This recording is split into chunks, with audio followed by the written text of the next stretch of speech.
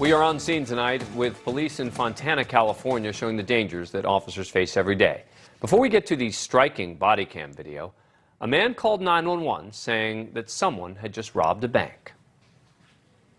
I think he's going to a car right now. Okay, don't chase him or follow him for your safety. Right. Was it a handgun? Yes, it was a handgun. He's at the dumpster right now. He's what? Wendy's. He's at a dumpster behind Wendy's right now. As officers responded, the suspect, 45-year-old Travis Terrance, went to a Wendy's in the same shopping center and tried to blend in with customers. Witnesses alerted police, and the suspect ran out of the back door. Police would later learn that Terrance from Indiana had been wanted on 2 felony warrants for bank robbery and for disarming an officer. He was considered to be armed and dangerous.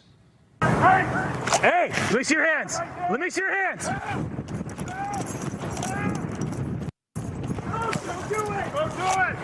Dude, let me see your hand. Hey, watch cross, watch cross. The suspect ran to the dumpster holding area behind the restaurant. More officers responded, surrounding the structure. They gave multiple announcements to try and get the suspect to surrender, which he ignored. Not working, dude. Let me see your hands. Let us see your hands now. Stay up here. Dog's coming up. Let me see your hands. Hey, he's got a gun! Gun!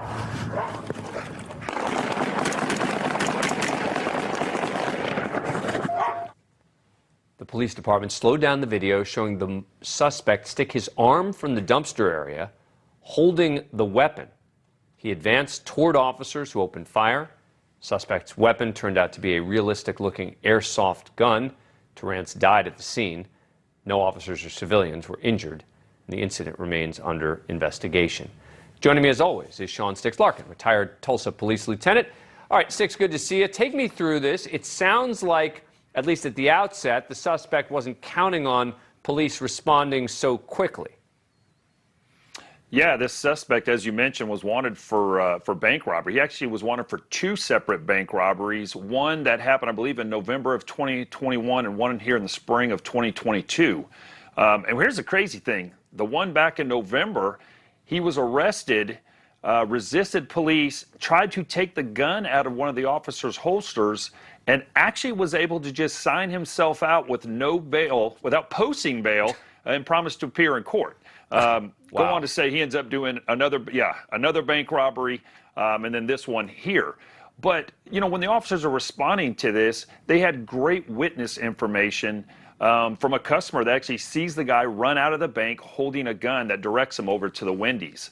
When he runs into that enclosed dumpster area, they basically got him contained in a perfect type of scenario where typically we would try to negotiate with somebody, getting them to come out and surrender. Before I play it again, there was a reference there that one of the officers had watched the cross. You want to explain that to us?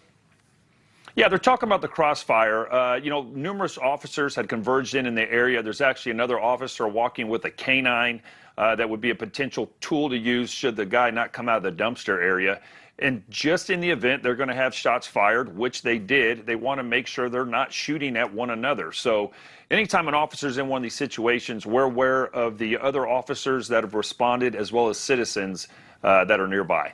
All right, so the suspect tried to hide. Police saw him from the sidewalk. Let's take another look at what happened. Let us see your hands now. Stay up here. Dog's coming up. Let me see your hands. Hey, he's got a gun! Gun!